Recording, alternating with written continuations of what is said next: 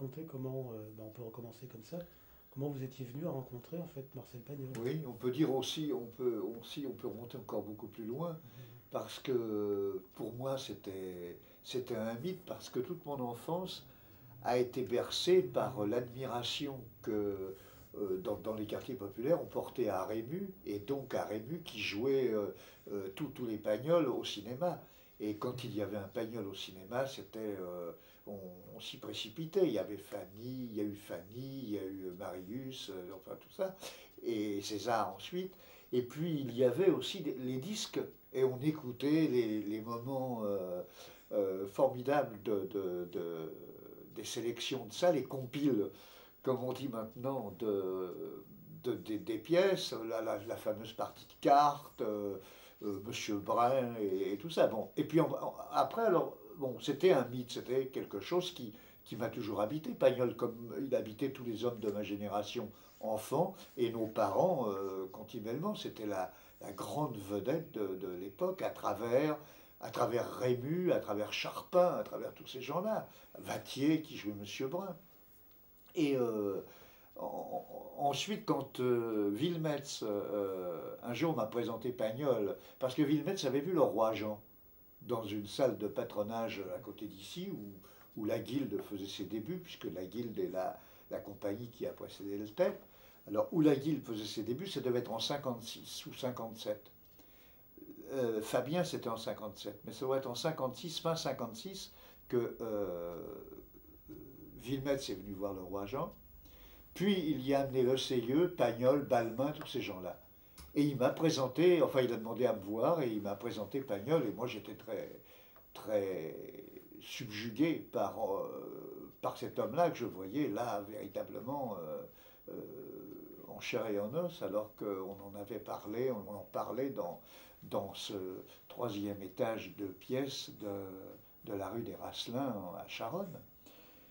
Voilà comment je l'ai rencontré. Et puis c'est là que Wilmetz m'a téléphoné quelque temps après en me disant voilà, Pagnol aimerait que ce soit vous qui mettiez en scène Fabien. Alors ce qu'il y avait d'embêtant et de gênant là en dessous de ça, c'est que la distribution était faite. Parce que je crois qu'il avait une autre idée de metteur en scène, et puis que, après avoir vu ce spectacle, il avait souhaité que ce soit moi.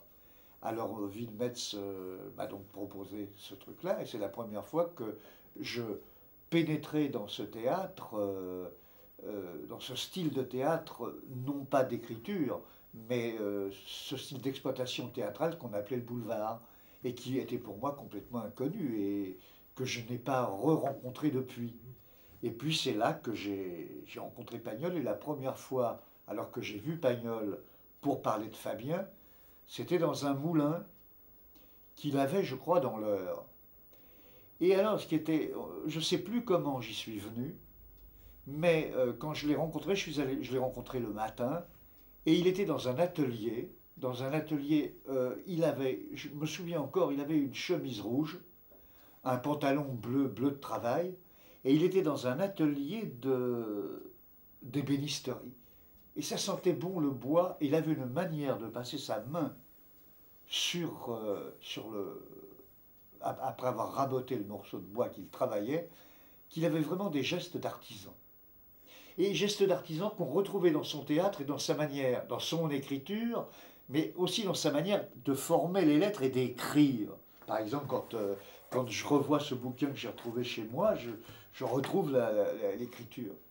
Et alors, ce qu'il y avait alors, c'était une époque où, évidemment, on appelait Guitry maître, on appelait le plus innocent et le plus modeste des professeurs, on l'appelait maître. C'était presque une exigence. Tous les professeurs du conservatoire, on les appelait maîtres.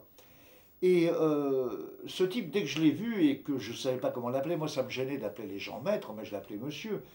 Et dans cet atelier, il m'a dit appelle-moi Marcel. Alors à partir de. J'étais très gêné de l'appeler Marcel. Souvent de fois, je l'ai appelé monsieur. Mais comme tout le monde autour de lui et autour de moi l'appelait Marcel, j'ai fini par l'appeler Marcel. Et puis, ça a été formidable. C'est une aventure extraordinaire, une rencontre fabuleuse. C'était un homme étonnant, un conteur merveilleux.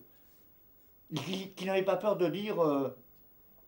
enfin d'assumer ses échecs. Il estimait que, je ne sais pas pourquoi Fabien n'a pas été une réussite, mais lui il estimait que c'était parce qu'il n'avait pas bien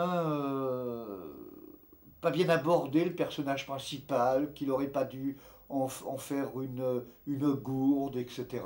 J'en sais rien, c'est peut-être du metteur en scène, moi, ou des comédiens, ou d'une rencontre qui ne s'est pas faite entre une pièce et un public, j'en sais rien. Mais il en prenait la responsabilité. C'est pas souvent. C'était une bonne pièce d'après vous? Je crois pas que c'était sa pièce la plus réussie. C'est pas Jazz, c'est pas Topaz, c'est pas la trilogie, je crois pas.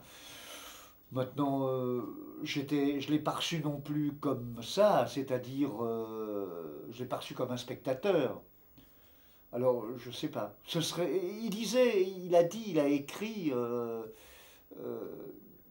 je l'ai lu, il pensait que une compagnie comme celle que j'avais pourrait peut-être, en la montant dans une farce complètement exagérée, c'est-à-dire en la montant à côté de la manière dont il l'avait écrite, la pièce aurait peut-être eu du succès. Et il faisait peut-être allusion, je pense, à Topaz. Je crois que c'est Topaz qu'il avait écrit comme une pièce tragique.